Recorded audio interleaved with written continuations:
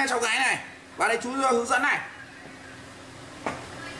Bình thường nhá, nếu cháu ấn nút này nhá mà nó không lên nhá. Đúng ra thì ấn nút này là bật nguồn đúng không? Tắt là ấn nút Shift với AC nhưng mà đều không lên này. Thì đằng sau này chú đã khoét một cái lỗ này. Trong này có một cái tấm sắt này, nhìn thấy chưa? Cháu thò cái bút vào cho ấn lên một cái cho chú là nó sẽ lên luôn bình thường. Lại ấn này 789 sao không thăng 567 123 này, ok chưa? Thế không cháu ấn nút này cháu tắt đi này. Sau đó cho ấn này. Có lúc thì nó lên nhưng có lúc nó không lên là vì cái nút nguồn này bị hỏng. Vậy thì khi nào mà ấn đây không lên thì cháu cứ ấn vào bút đây một cái, ấn vào cái bút này. Chú khoét đúng to này, ấn vào bút là lên bình thường. Đây là lên cháu sử dụng được hết nhá. Đấy, cháu kiểm tra đi xem đúng chưa.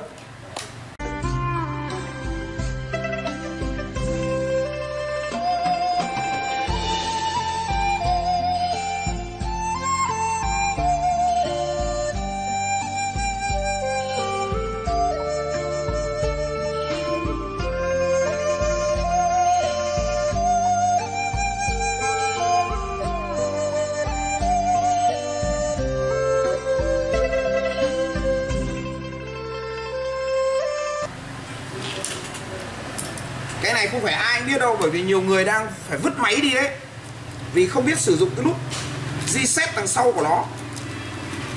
Chú chế cho cháu cái nút như thế là cháu về cháu cứ dùng như thế chú.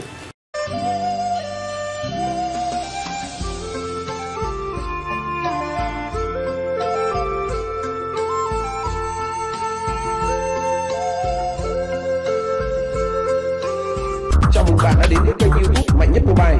Kênh YouTube Mạnh Nhất Mobile chuyên chia sẻ về lĩnh vực mobile tổng hợp. Ấn theo dõi Facebook, Zalo bằng số điện thoại 090 176 1976 và hãy đăng ký kênh YouTube Mạnh Nhất Mobile ngay.